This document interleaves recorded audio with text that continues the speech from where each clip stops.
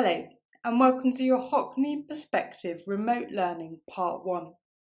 I've chosen to break this lesson into two parts so we can explore our focus in a little bit more depth.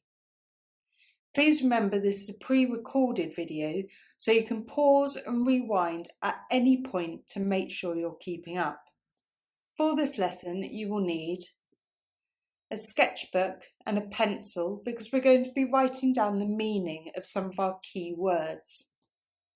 And then later on we're going to be doing a drawing. So again you will need your sketchbook, a pencil and also a ruler or a straight edge. And lastly you will need a camera to document your artwork. As a starter activity, I would like to reflect on your Hockney interiors drawing from the last lesson. Underneath the drawing, I would like you to write one sentence for www. So that means what went well. So you are writing about something that you were pleased with your drawing. So you could say, my drawing was successful because it was very detailed as I included a variety of techniques. And then I'd like you to write a sentence for EBI, and that means even better if. So something that you might develop your drawing or something you would do differently if you were to do it again. So for example, you could say, my drawing would be even better if I had incorporated some more perspective. Pause this video whilst you complete that activity. So the focus of today's lesson is perspective. So I'd like you to take a moment to think about what is perspective. I've got here a definition from the Tate, which says the term perspective refers to the representation of objects in a three-dimensional space. So that sounds a little bit complicated, doesn't it? So I've got here a square. So a square is a 2D shape. If I was going to turn that to a 3D shape, I'd start adding these extra planes and then you create a cube. So hopefully by the end of the lesson, we'll all have an understanding of how you can use perspective to create a three-dimensional space. So we're going to start by looking at 1 point perspective. And I always think the easiest way to think about this is thinking about a long straight road heading for miles into the distance. So whenever you do perspective, the first thing you start with is this line here. And this is called the horizon line. So if you think about that straight road going all the way out in front of you, that point where it's meeting the horizon is called the horizon line.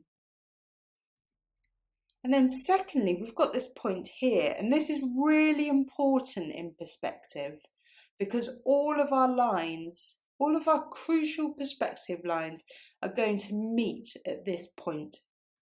And this is called the vanishing point. So then we've got those important lines that I was just talking about. And these are the convergence lines. And these are lines that are not parallel, so they're not parallel to each other.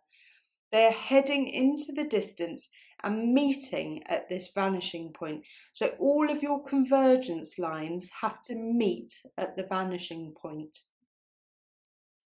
So if we think about our car travelling down this road, what's going to happen as it gets closer and closer to the vanishing point? So it's going to get smaller and smaller. And this is the same when you're thinking about a shape and when you're drawing in perspective. Because even when you're down here, if you look at this line here, and then look even just above the car, even though that's quite a short distance, it's already smaller. So each step forward is going to be getting smaller and smaller So I'd like you to go to the next clean page in your sketchbook, and we're just going to write a short definition of what a perspective is. So perspective is drawing an object or objects in a 3D space. So you're not drawing the 2D, you are drawing the 3D. And I'd like you to also quickly draw a little square and a cube labelled 2D and 3D just to remind you of this in future. So you can pause this video whilst you complete that activity. So thinking back to the road and all of those special words we just learnt about perspective, we're now going to apply that to this painting by David Hockney. So first of all, we've got our horizon line and then our vanishing point. So this is where all of our lines are joining. And these were our convergence lines. So remember, they're not parallel, they are meeting at the vanishing point. And like our car, as you get closer to the vanishing point, the objects and aspects of your drawing are going to get smaller. Here I've got another example of perspective used in art. And this is within street art, which is also known as neo-graffiti and guerrilla art. And this is non-official artwork created in public spaces. So you can see that both of these artists have used vanishing points to create the optical illusion of these 3D spaces. So over here, this is actually painted on a pavement. So this is completely flat across here, but the artist has used vanishing points to make it look like this really high cliff. And if we look over here, we can see that he's used not only one, but he's used two here. So we've got two vanishing points this time, creating this illusion of a 3D space. So you've got here, so you can see where the horizon line is and that vanishing point. And then you can see where these convergence lines are and that they're all meeting at the vanishing point. We're going to start applying that knowledge. So in your sketchbook, I would like you to draw a horizon line. So this is a horizontal line which we're going to draw across your sketchbook. Once you've done that, I'd like you to draw a square. So this should be at least 10 centimetres away from your horizon line.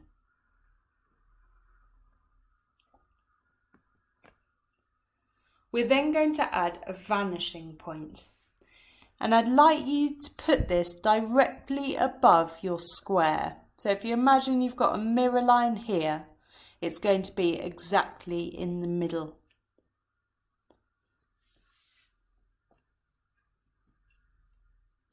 We're then going to draw our convergence lines.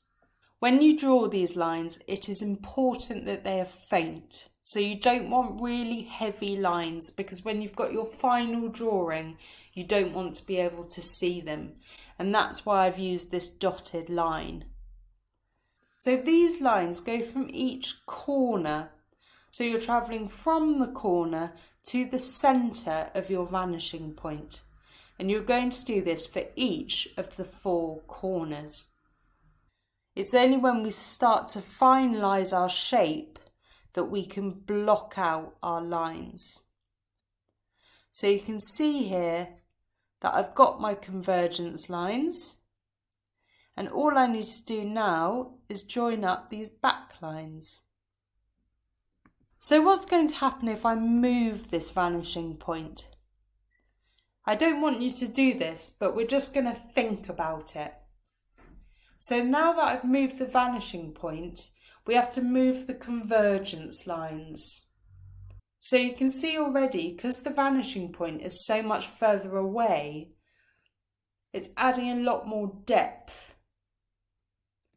So if we follow the same steps we did before, and we've got the same shape, but it looks quite different as it did before because we've moved that vanishing point.